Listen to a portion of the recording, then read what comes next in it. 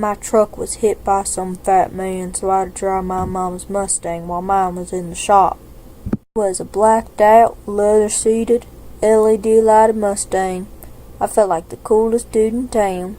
Since I was driving my mama's car, I had to pick her up from work. After school, I decided to go see my girlfriend. We hung out for a couple of hours. All I could think to myself was, life is good. 5 o'clock came around and it was time for me to pick up Mama.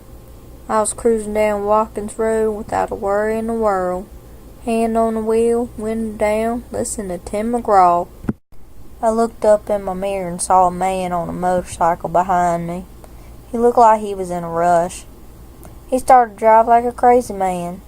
He would speed up, slow down, and move from lane to lane. I thought to myself, this man is going to kill himself.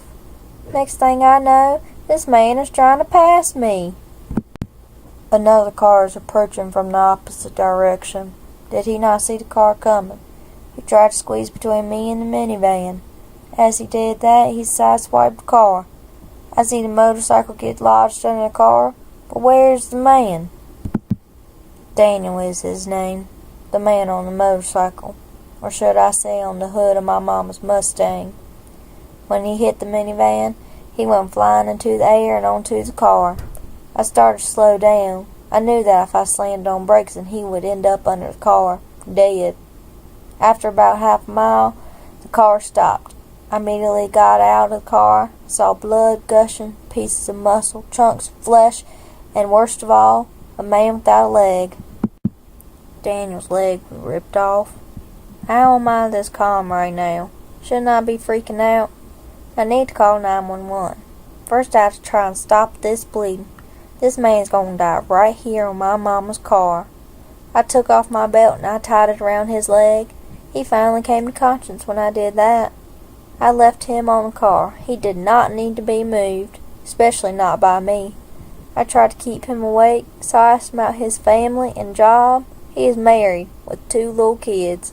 Ambulances, firefighters, and police started to show up. They put Daniel in the ambulance and drove him off. I was told later on that he was life-flighted to Duke. That's not good. He has to live. I finally came back to reality and remembered that my mama was waiting on me. I called her and told her what happened. She called my sister and they came immediately. I knew my mama was terrified. So was I. Her car was messed up and I'm not on her insurance. What's going to happen now? A couple of days later, Daniel was in ICU with a broken finger, road crash, and without a leg.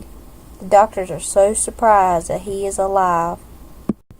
The news made it around town. People started thanking me for my heroic deeds. Why are you thanking me? I'm not a hero. They looked at me with watery eyes and open arms. I only did what needed to be done, and life for me went back to normal. I'm no Superman.